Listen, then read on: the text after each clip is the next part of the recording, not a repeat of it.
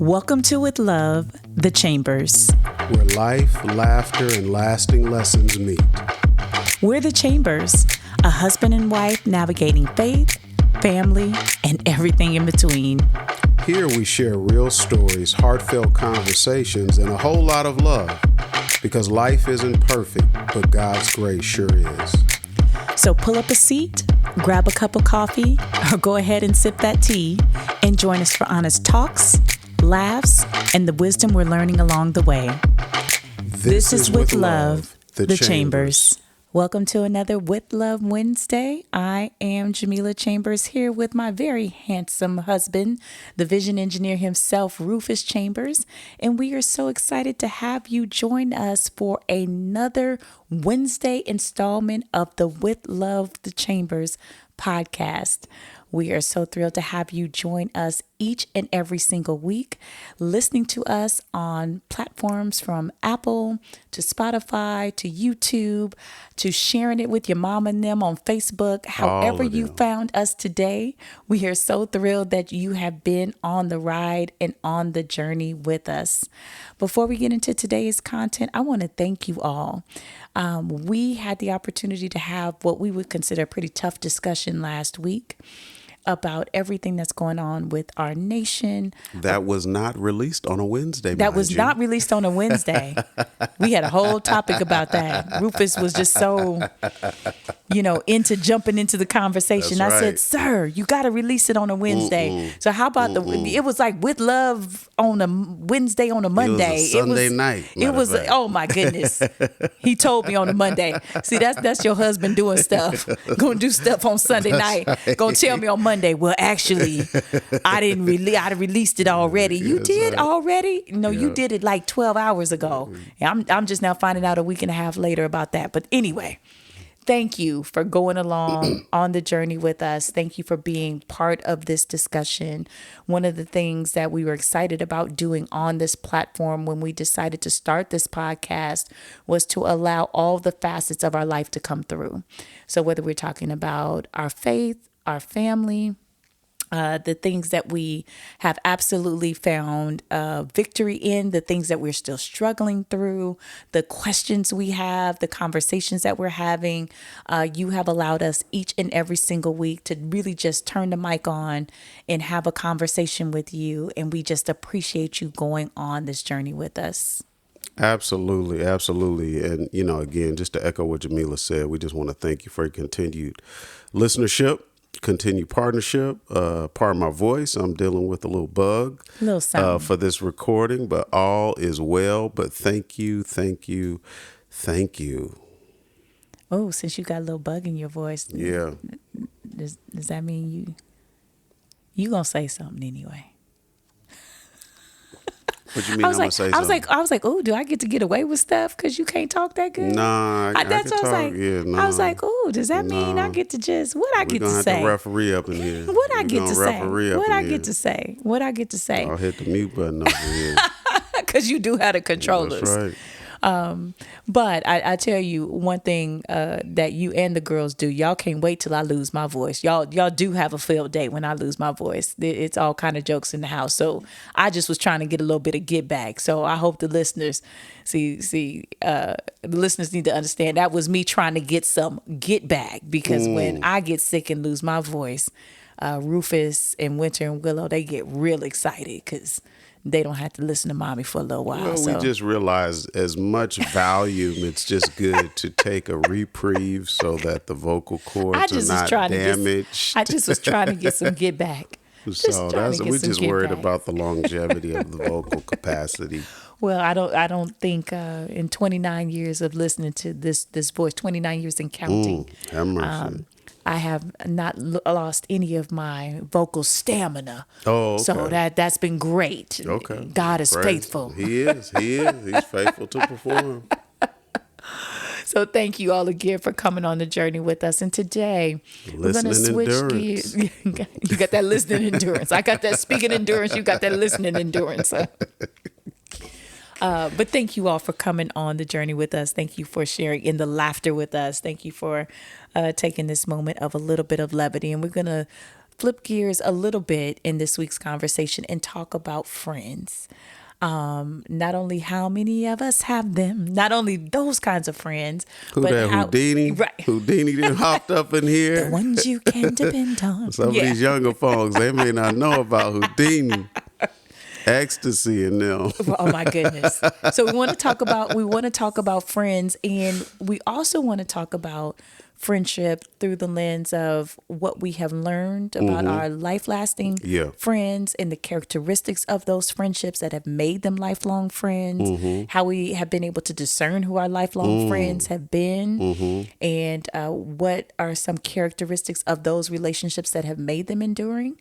And then without naming no names, we've also gotten to a stage and a point in our life where some of our friends have become frenemies. There wow. have been people that have at once had very enduring friendships with us, and then over time, as circumstances change, and it really is, it's so interesting, and we'll get into it, but it really is a no shade thing. But as you grow, as you mature, as circumstances change, there are some times when people are like with you and for you, and then there's a time when those relationships shift. And those Absolutely. relationships shift, and they can shift for a variety of different reasons. And some of those relationships that were once friendships can become adversarial to a degree, and how we navigate through that. So we want to talk about that conversation of friendship today, and not in the romantic context, That's but right. really That's right. in the context of these enduring friendships that have gotten us through the season. So with that being said, I want to start off with some of those characteristics and some of those telltale signs of the enduring friendships that have been built to last for us over the years. Yeah, no, that's a great, I think this is a great topic. You know what I mean? And I think what's funny is I feel like the older we get, the more we identify the nuances of friendships. And identifying the nuances sometimes begins to limit friendships or their capacity to be more than what they are. You know, I feel like when we were younger, it just was like this broad stroke. Oh, this my friends. Sure. These my people. It's all good. But I feel like over the years, we just kind of have a different lens at friendship, and then things change. People change. Their relationship that they have in their lives change. And then Sure. sometimes that kind of puts, certain restrictions on what we can do. And I'll just borrow a thought from Proverbs 17:17, where it says, a friend loves at all times. And I don't even remember who coined this phrase for us, but I know we've used it a lot. But, something that Jamila and I have talked about is a real friend is a person you can call on your best day and your worst day. And, I feel like that's a very good litmus test, because the friend that can receive the worst of news and offer support, and then the friend that can receive great news and offer celebration. That's really what I think a true enduring friend is. A friend that you can walk through different seasons with, a friend that you're not in competition with, but a friend that, it's a mutual investment. Sure. There's a mutual support. There's a mutual covering. There's a mutual engagement. You know what I mean? It's a give and a take. It's not just a take. You know what I mean? And I think over the years, we went through different seasons of that. Sure. You may be giving for an extended period of time, and then you wake up and say, well, man, I've given quite a bit to this friendship, but it hasn't been reciprocated. What's up with that? You know what I mean? And there's certainly some faces that kind of come to mind, as I say that. But I feel like, again, back to that, I feel like that's a lifelong litmus test or barometer, that the friend that can celebrate on that good day and offer support and covering on a bad day, that's a real friend. And I think even too for the listeners, as you think about those people in your own life, and we have literally said this so long, we don't know who to give the credit to anymore. I was thinking that too, like, who do we give the credit for that? I know we stole it from someone, but I don't know who to give the credit to. So I don't remember. Maybe the Holy Ghost will bring it back to our remembrance. But because I remember way back in the day, I know there was a sermon that Bishop Jakes taught called "Betrayal Leaves Clues," but I don't think it was in that sermon. That was a powerful word. Oh, it was, and that was years ago. Betrayal leaves clues. Yeah, betrayal leaves clues. Look it up on YouTube. Yeah, for sure. But I want to challenge the listener, as I got familiar with that statement years ago. It was really jarring to me. And that was one of the first times I started to get exposed to that nuance that you mentioned, Rufus. Yeah. Because if you could imagine, and Rufus always talks about how social I am. And for those of you that know me personally, you know this to just be true. And so there was a time in my life, and especially as a young person, as an undergrad, as a single person with no kids, and certainly we were together all that time, but just kind of living that single life, you have so much more disposable time. Absolutely. We have an undergrad in our house now. We have another soon-to-be undergrad approaching college this time next year. And all those days of leaving your dorm room at midnight to go get French fries from the commons, and sitting around all day and going to the football games and attending the parties together and staying up, and our oldest daughter now calls them yap sessions, but we used to call it kicking the Willy Bobo. Yeah. Watching above the rim. Oh my goodness. Friday and all these nondescript movies. Absolutely. You really, like, I went someplace when you started saying all of that, but just all of these random moments are just moments in time that in your youth you have more of that disposable time, and you have that naivete. Yes. And what I mean by that is everything really, for the most part, is sunshine and roses. There's and I'm not saying people don't go through challenges, because they do. But if you think about your younger years, more often than not, that time was filled with the challenges of maturity and not all the more weightier matters of life that are to come at some other points, at least for many of us. I don't want to generalize. But then you get to a point where your friendships and maintaining your friendships is going to take work. We're not going to be able to just pull away and stay on the phone for 2 or 3 hours a day, or, run over to each other's dorm room, or kind of pull up on each other and just say what's up. Like, it requires planning and time and intention and all of those things. And so when I started to really conceptualize who are the people that when I get the promotion, the celebration, the atta girls, when I'm really rocking it, when my black girl magic is showing up, when I am just on 10, when I'm nailing it, who can I call that's going to celebrate and be like, girl, I see you, girl. Yeah. I got you. Girl, look at you. That's a short list. Right? So that person. And then who's the person that not only can I call on a bad day, because we have bad days for a variety of reasons. It could be frustrations, external things, or whatever. But who can I tell I blew it, girl? But you don't blow it, right? I do blow it from time to time. Don't see, you know what? Heavens I no. I thought something was wrong with your voice. Heavens no. It's something wrong with your voice. You probably shouldn't strain your voice like that. I didn't know that you blow it. You probably should keep your voice in the pocket. I know that I blow it, but I did not know. I do not want you to strain. I do not want you to overexert yourself, sir. Okay, let me sip my tea, my juice over here. But the times when I blow it, although rare, but the times when I blow it, the times when I'm exposed, when I'm vulnerable, when it's personal, when it's raw, when it's the thing that I don't want on Front Street or out, consumed with the masses, the thing that if other people knew this about me, it could damage my reputation, it could cause some level of vulnerability or whatever those things. Can I tell you that? And in a way, it when we talk about people that can hurt us and people that are our true enemies and things that they are people that are close enough to us to have access to our vulnerabilities and use our vulnerabilities and weaponize them.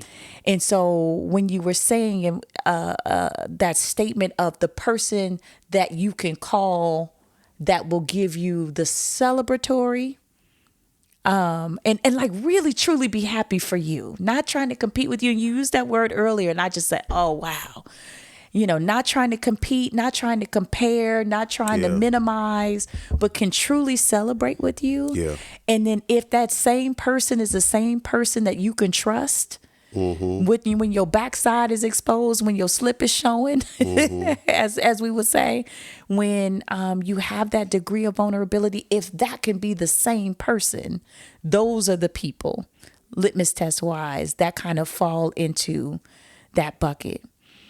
And as we think about those people, because we have been very blessed and privileged to have them, when we think about those people, how did we know? How did you know? And you can name them or not name them. we've named many of them along the way in this podcast. But how did you know that person, what kind of things, situations, circumstances tested that in those relationships? Yeah, no, that's a great question. I feel like,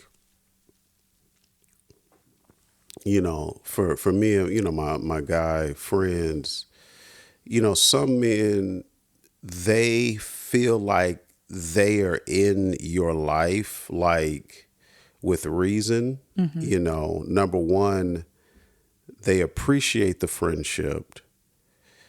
They appreciate what I invest, and they in turn invest back. That's always something that pops up for me, especially at the age that we're at, because it's like, wow, who's checking for me? Yes. Like, and not just, hey, what's up? But like, who's earnestly checking? Yes. You know what I mean? And again, who is checking not only for me, but for my wife and my children? Yes. Who's Everything checking concerning me. for my family. You know what I mean? So those people, and they're doing so not to gain anything from me. You know what I mean? Those people are few and far between. You know what I mean? And at the age that we are at, it's like we don't have time for BS. We don't have time for foolishness. Yes. So these friendships at this age and stage, and that's especially about, how I am, because, I keep to myself. I'm not a big phone talker. Sure. But when I tap in with somebody, we need to be able to tap in. Sure. We need to be able to get to the white meat, like Bernie Mac says. You know what I mean? We can't stay in this theoretical abstract space because we don't trust each other. It's like, hey, we may only share a meal or coffee 3 times a year. Yes. But guess what? That 3 times a year, we getting all the way in. That's right. You know what I mean? So that's, for me, that's the easy way to begin to discern who is truly there, because who's checking. Yep. And just to get even morbid, there's a short list of men that I tell you, if something happens, this is who you call. If I get sick or, whatever, get injured or something, there's certain men that I believe would show up strongly for you and the kids. You know what I mean? And again, it's not to gain anything from me. Yes. I can't, again, we're not wealthy or, this, that, and the other. So it's not like, oh, I'm just hanging around because this guy's going to buy me a Porsche one day. It's like, we're not trafficking in that yet. But so really for us, for me, that is just who's really investing. And sometimes, I mean, man, I feel like I need to apologize, to a couple people because, sometimes I'll go kind of not dark, but I'll go stealth, you know what I mean? And that's another thing. The people that know me, that I think they know I go stealth and they don't hold it against me necessarily. You know what I mean? And there's been different seasons of the friendship, and there's been different, seasons of being very close and communicating often. And there's been seasons of we don't talk very, very much, but we're able to tap back in. Sure. And we're able to not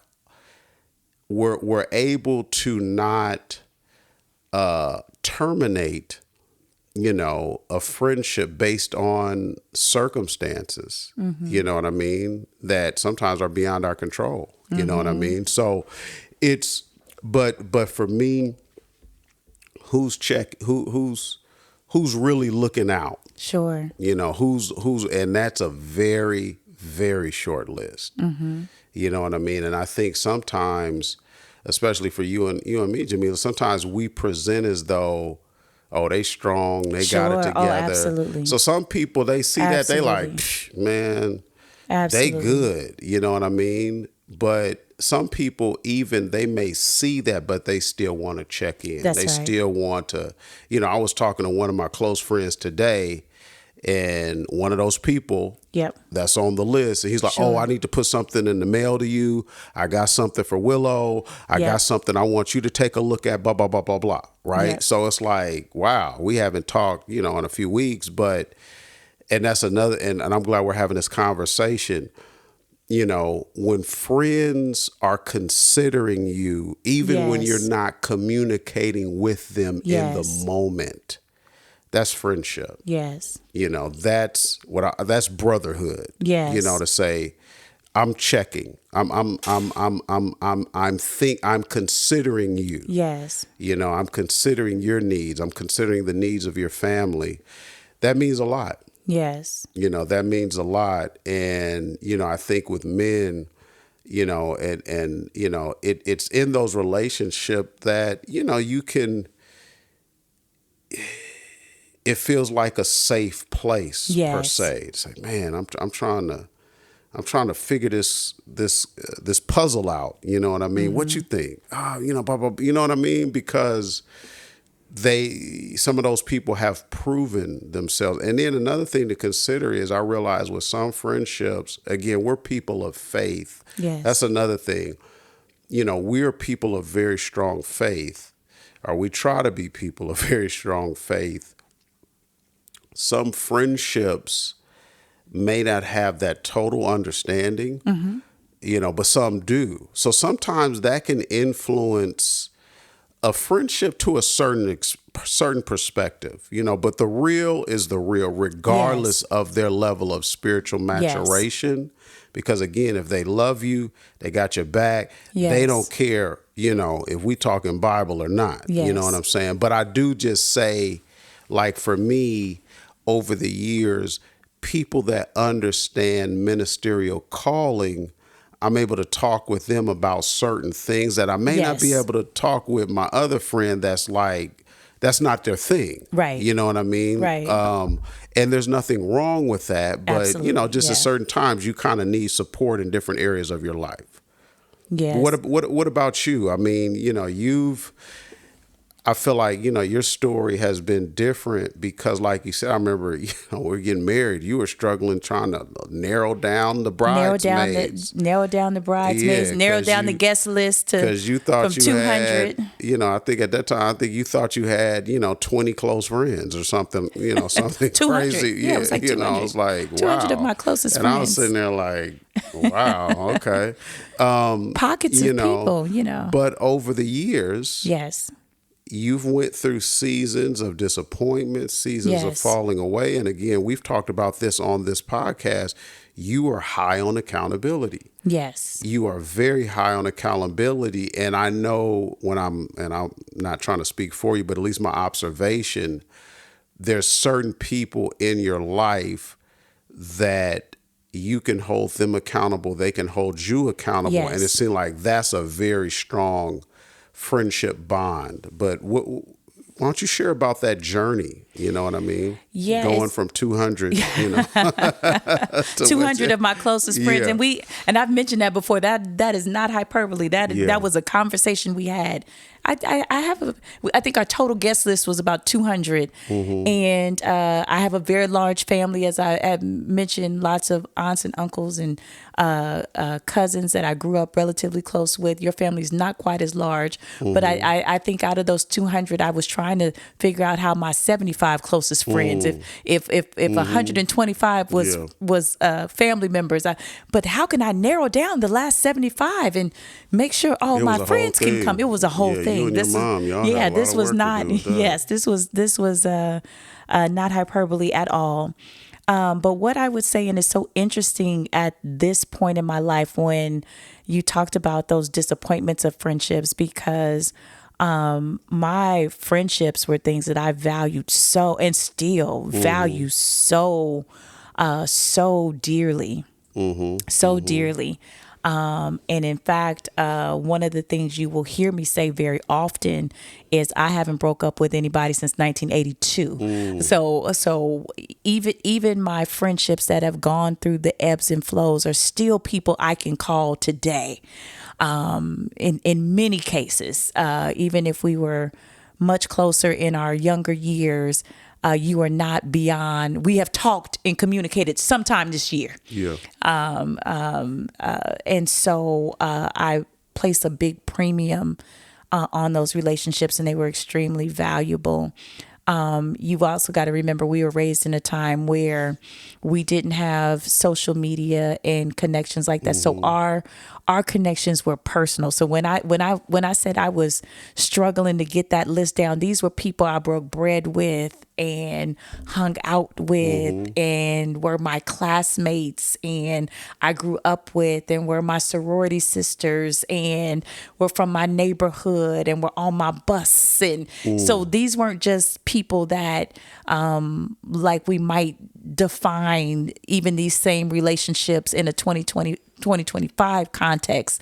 This is in a 1987, 88, 89, context where we go back like that, and shared those relationships like that with varying degrees of closeness, which also is something that we, even when we try to describe to our kids what that was like, it was like, no, we couldn't just even talk to them on the phone because it was the one house phone and, you had to negotiate through that. So if you got to know someone closely, it's because you invested some time, one-on-one, eyeball to eyeball, to create these relationships. And so at this stage of my life and at this purview, having an understanding of the ebbs and having an understanding of the ebbs and flows of life. There are, we're talking about platonic friendships, but guess what? People have to manage all kinds of relationships. And as you mature, your relationship with your spouse, your parenting, you, especially as our parents are aging and getting older, that has a different level of responsibility. We are trying to grow our careers and, become who we are to become in our professional lives. So all of those things compete against that framework of what I understood friendship to be in those early days. And so I didn't understand if somebody went stealth on me that it wasn't personal. Right? So you described, hey, some people go stealth, and if you go stealth on me, there was a season I took that personally. Now, guess what? I know people go through stuff. And I just got to holler at you when I come out on the other side. I got to hit you on the flip side. I didn't have language for that back then, I will say. I also didn't have language for the seasonality of things, because you mentioned, hey, there's some friends that I have that I consider covenant friends that are not a part of my ministry life.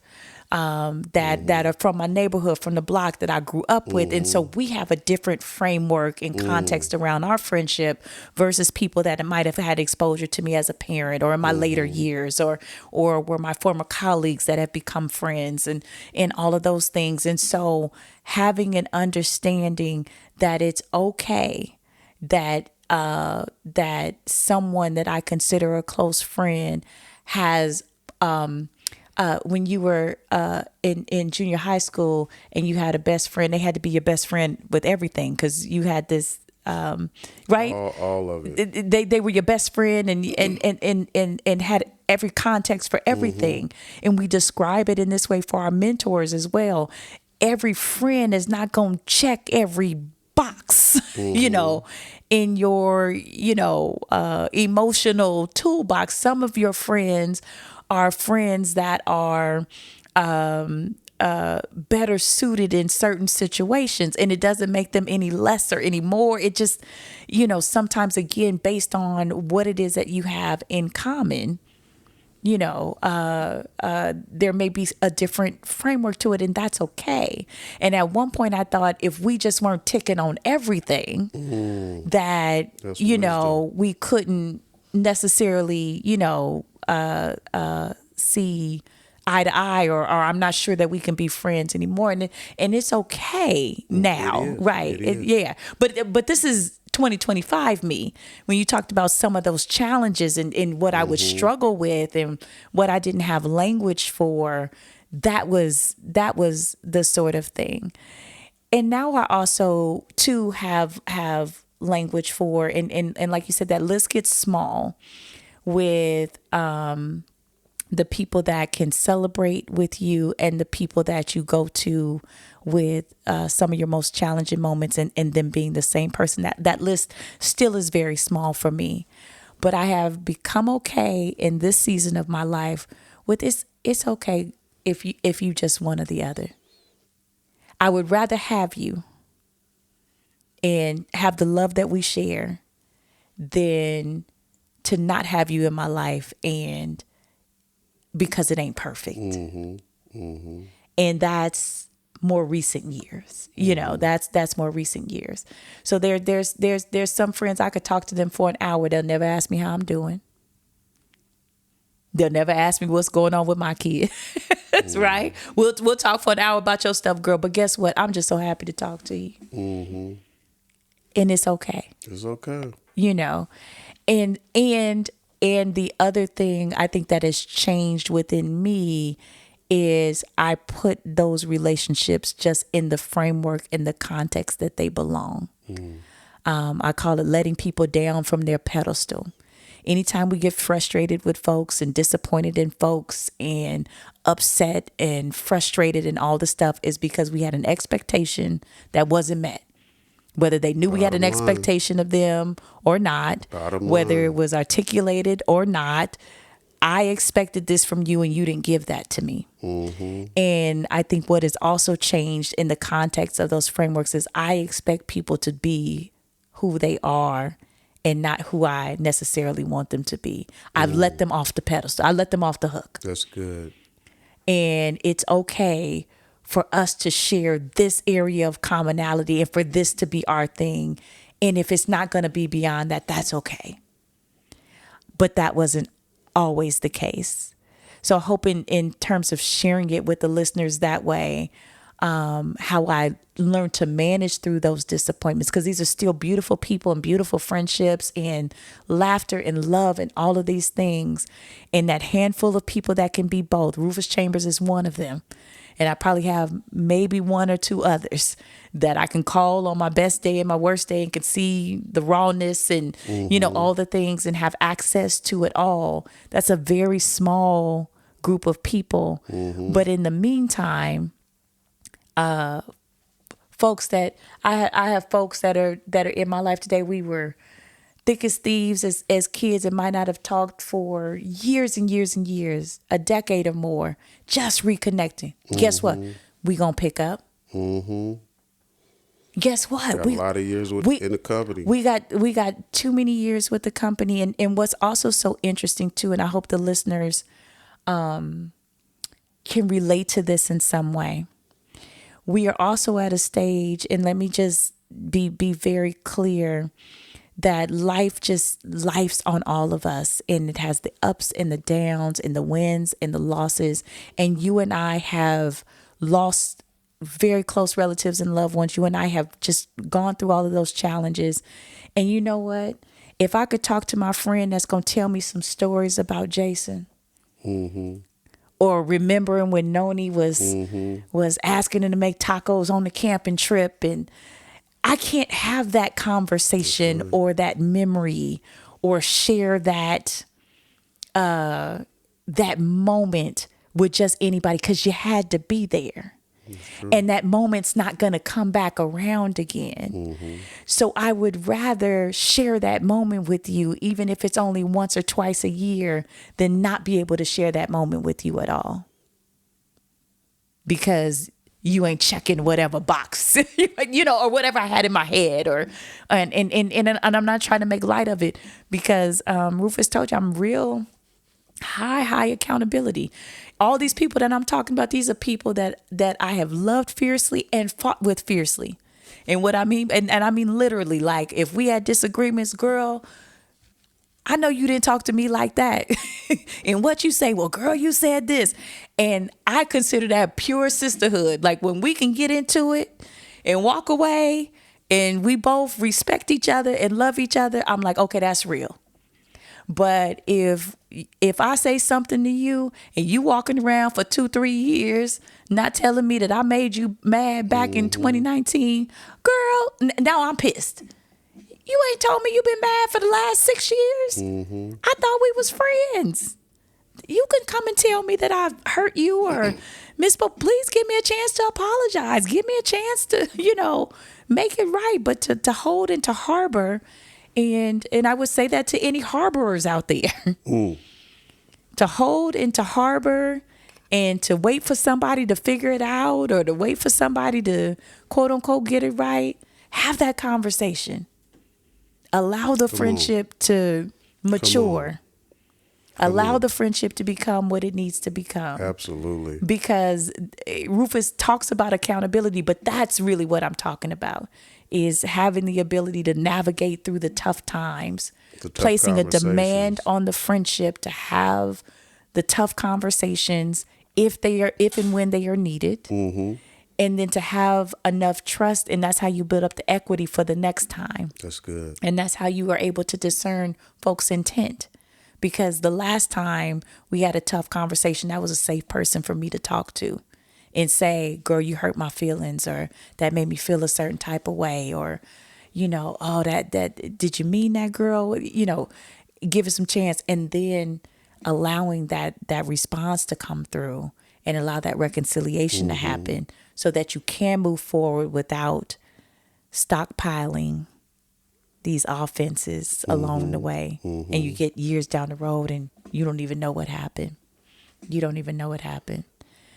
And so, Rufus, as we find a place to close our conversation today, and we talked about those characteristics of those lifelong and those lasting friendships. We talked about, and I shared some of the ways I've navigated through trying to deal and trying to cope with that. What would you say is kind of your final thought or final word around being a good friend? Because we talked about identifying a good friend. I think it's important for us to be the type of person we want to receive in our life. So being a good friend, and then also how to keep and maintain good friendships. What's our responsibility, in other words, in this? Not someone else's. What's our role? Yeah, no, I think, being a good friend, I think obviously that should be a goal, and really that friendship should be an extension of our character, and who we say we are and who we desire to be, right? Yes. So it should just overflow into the friendship. Yes. And I think, being a good friend is, being one that, let your yes be yes and your no be no. You know what I mean? Supporting, listening, investing. Just it's like any other relationship, right? You know what I mean? Being able to do what you can do within your capacity to add value to the person, to try and give the person, what they need from you when they need it, within reason. So I think it's really as simple as that. And then I think, being able to go through these different seasons, I think it's just about communication and consistency and, being clear on expectations. I think that's the other thing is that, the expectation that's always a deal breaker when there's a breach in expectation and Yes. nobody talks about expectations, then you're just winging it. You're just kind of Yes. flying randomly. And I know, especially a lot of men, we ain't trying to talk about expectations often. You know what I mean? But we all have them. But, once in a while it's like, hey, what's up? You know what I mean? I thought this or I thought that. Well, man, my money is funny. Oh, man, my bad. You know what I mean? So Yes. sometimes I think men were able to kind of clear up some things very practically, you know what I mean? So that the relationship can go on. But yeah, just having, and especially now at our age, we're seeing friends that are caring for elderly parents or Yes. burying parents, so I feel like we're at a season where friendship now is taking on a different dimension. Yes. You know what I mean? It's a different dimension. And I feel like being a friend during that season and this season, it hits differently. You know what Yes. I mean? It hits differently. So I think that's also something to kind of keep in mind. And I realize everybody, well, not everybody, but most people, they're busy. They Yes. got 18 different responsibilities, but Absolutely. do what you can do. Do what you can do, support how you can support, listen how you can listen, because again, it could really go a long way, and I think even with the busyness, I mean, you can still kind of schedule those Yes. check-ins, even if they're once Yes. every 6 months in person, it's still something you can look forward to. If it's a weekend away, I've been talking about doing a mancation for 10 years, and I need to kind of Rufus has circle a back. wife, two daughters, Yeah, and a girl dog. When I yeah, say he need a mancation, yeah, that's a yeah, serious thing. But go yeah. ahead. So, I think because again, it doesn't have to be monthly or weekly Right. because a lot of times that's just not feasible. But when you can do it, do it. And when you can do it, lean into that shared time, Sure. so that you can get to, some weightier matters of the mind and heart. You know what I mean? Because it's very life giving. Those exchanges can be very, very Absolutely. life giving. Absolutely. You know what I mean? And they're needed. They're needed, Absolutely. especially, hey, men listening, I know the weight that you try and carry.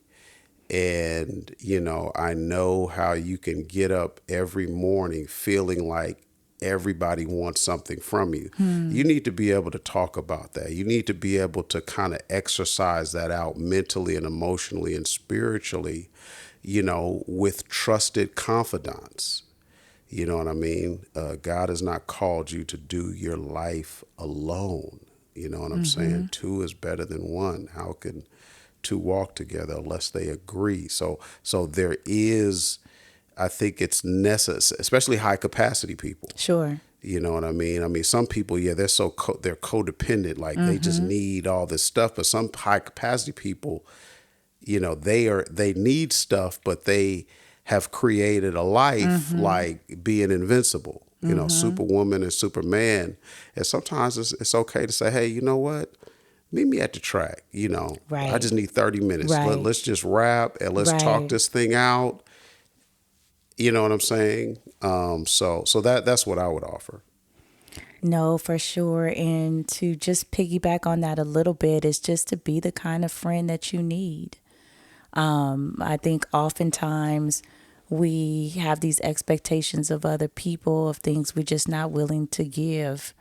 to begin with, and extend grace to other people. And like I said, everything ain't about you, girl. And that was a lesson that I had to learn for me. And so if your girlfriend goes dark, or she's in the throes of parenting, or sometimes there are things going on in her house, medical stuff, relationship stuff, parents, like I said, our parents are all going through different ages and stages of life and things that happen.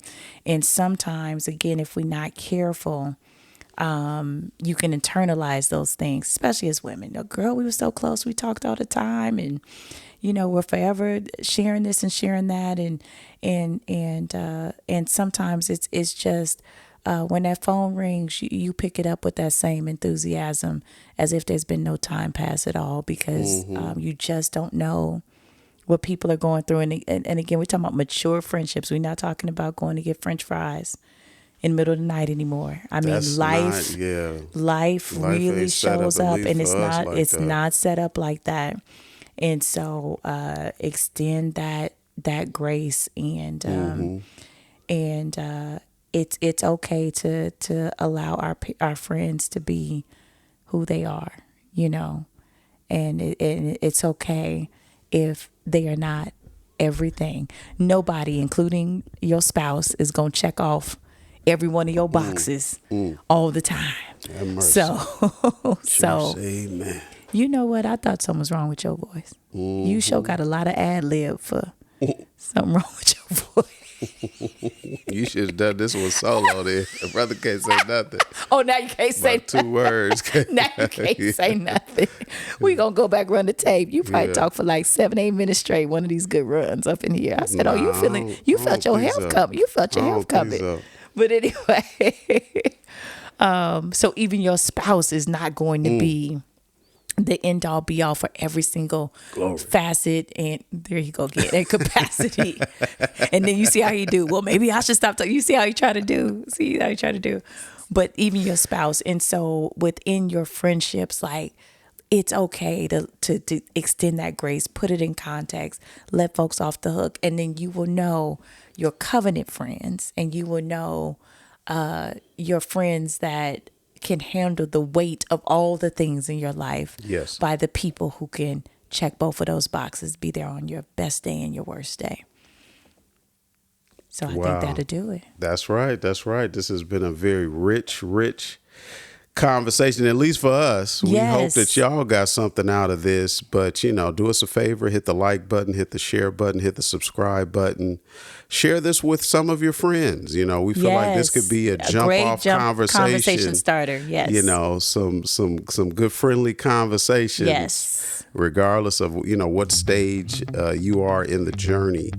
Our hope and prayer is that this conversation has added value to your life, and we look forward to seeing you again on this same channel real soon. God bless. This episode of With Love the Chambers is brought to you by the Vision Engineering Collective, where purpose meets precision. Whether you're launching a bold initiative, scaling your organization, or navigating complex projects, their team brings over 25 years of expertise in project management, strategic planning, and vision execution across sectors like tech, healthcare, education, and nonprofit. Ready to turn your vision into reality? Visit www.thevcollective.info to learn more. That's a wrap for today's episode of With Love the Chambers. We hope you laughed, learned, and felt encouraged along the way. If you enjoyed this conversation, be sure to subscribe, leave a review, and share with someone who needs a little love and wisdom today. You can also connect with us online on all social media platforms at Rufus Chambers Online and at Jamila Chambers. We'd love to hear from you. Until next time, keep living, keep laughing, and keep learning with Love the Chambers.